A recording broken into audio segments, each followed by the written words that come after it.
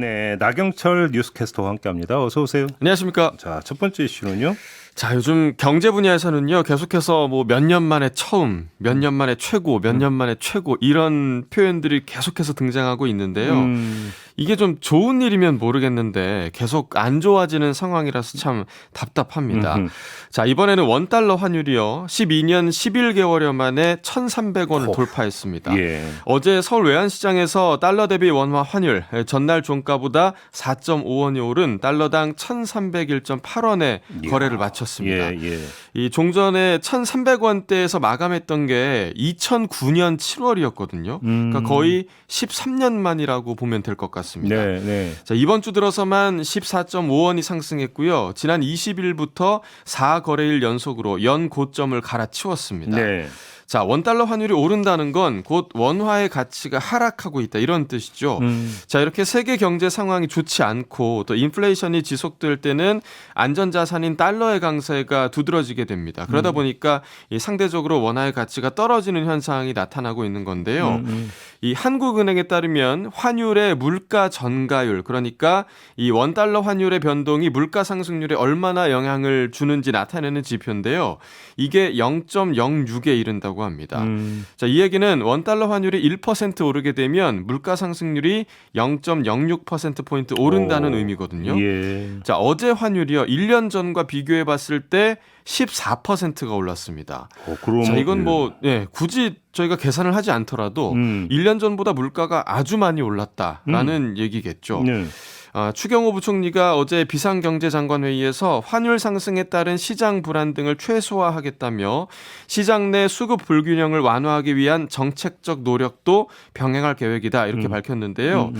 어제 그 코스피 코스닥 지수도 또 연 저점을 갱신했거든요. 네. 뭐 쉽지는 않겠지만 나날이 삶이 팍팍해지고 있는 서민들이 좀 피부로 느낄 만한 그런 정책들이 좀 나와줬으면 좋겠습니다. 그러니까 이게 이중고가 되는 게 원자재 쇼크가 지금 이미 발생한 상태에서 그렇죠. 네. 그러니까 해외에서 수입하는 원자재가 또 이렇게 환율이 이제 올라가 버리면은 국내 수입 가격이 더 올라가게 돼 버리는 더 거니까. 힘들어지는 거죠. 물가에 당연히 이게 반영이 될 수밖에 없는 거고 그러면 인플레로 또 연결이 되는 거죠. 네. 더 심해지는 거잖아요. 악순환이 계속되고 먹고 살기 더 힘들어진다는 얘기가 되는 맞습니다. 거니까. 참 진짜 갈수록 태산이네요 한마디로. 예. 그렇습니다.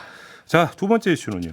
네, 국가적인 재난이 발생했을 때마다 아마 많은 분들이 뉴스 통해서 보셨을 텐데요. 대통령이나 장관들이 노란색 점퍼 입고 회의하던 장면. 이른바 민방위복. 맞습니다. 민방위복인데요.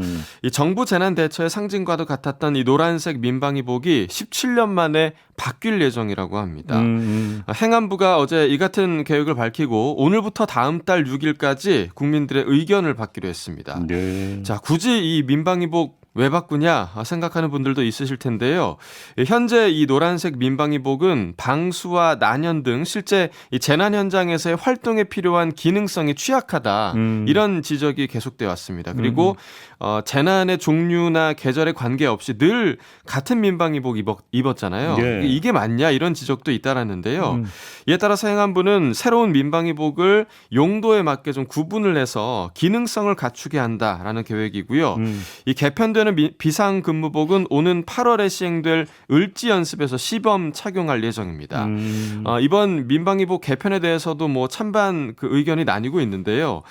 그동안 모양만 민방위복이었는데 기능성을 갖추는 게 당연하지 않냐 이런 찬성의 의견도 있는 반면에 그렇다고 이제 공공기관 그 허리띠 졸라매라던 정부가 이런 데에 혈세를 쓰는 게 맞냐 문재인 정부 지우기의 일환이 아니냐 또 이런 비판의 목소리도 나오고 있습니다. 네. 왜냐하면 워낙에 이제 코로나19 때문에 지난 정부에서 유독 민방위복 입은 모습이 많이 보였잖아요. 그랬죠. 예, 그렇기 때문에 인터넷상에서 이런 의견도 좀 나오고 있는 것 같습니다. 근데 저는 또 개인적으로 이런 생각도 들거든요. 민방위복 입은 분들이 현장에 가는 경우도 보긴 봤지만 대체로 이 옷 입고 실내에서 회의하던 모습만 맞아. 계속 봤거든요. 맞아요. 예.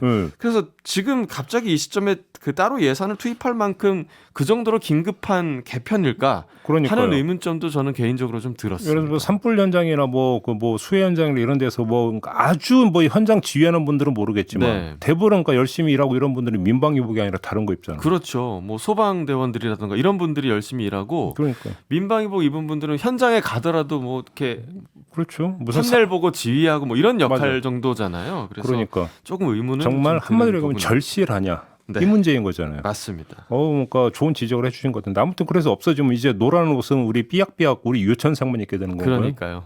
그렇게 되는 건가요? 알겠습니다. 네. 자 마지막 이슈로 넘어가죠. 자, 관악구의 한 중학교 1학년 도덕 수업에서 쓰는 수행평가 학습지가요, 최근 문제가 됐는데요. 이 문제가 된 부분이 사실 판단과 도덕 판단에 대해서 학습하는 부분인데 여기에 쓰인 예시가 정말 눈을 의심할 정도의 내용입니다. 이 예시로 적혀 있는 문장이요. 이게 뭐 표현하기가 좀 애매한데 애자는 죽어야 한다. 왜냐하면 병 X이기 때문이다. 입니다.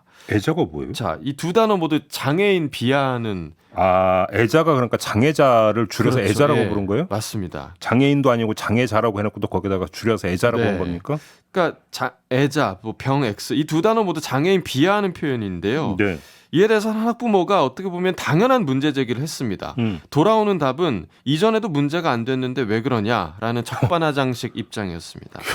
이후에 해당 도덕교사 아무런 설명 없이 아이들에게 문제가 된 페이지를 찍게 했다고 합니다. 가관이죠. 자, 이 수행평가 학습지는요, 도덕과목교사가 직접 제작한 것으로 확인이 됐는데요. 해당 학교는 교육상 적절치 않은 표현이 쓰인 걸 확인했다며 해당 교사에 대해 주의 조치했다라고 밝혔고 학부모들에게 공식 사과할 계획이라고도 밝혔습니다.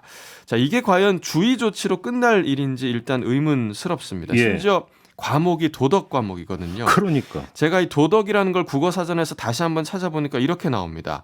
인간이 지켜야 할 도리 또는 바람직한 행동 기준이거든요.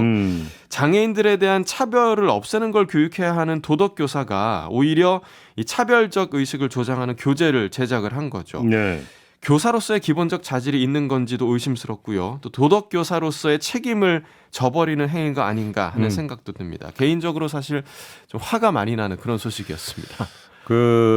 방송이지만 제가 한 말씀 꼭 드려야겠는데 그러니까 교사한테 이 말 꼭 드려야겠는데 당신 제정신입니까 지금? 그러니까요. 네? 정말 제정신 바뀌었으면 어떻게 이런 짓을 해요? 말이 안 되는 거잖아요, 이건. 이게 교재에 이런 표현들이 쓰였다는 게 네. 정말 믿기가 힘들더라고요. 이게 주의조차고 끝내겠다고요? 에이구, 마무리하죠. 네. 수고하셨습니다. 나경철 뉴스캐스터와 함께했습니다. 고맙습니다. 네, 수고하셨습니다.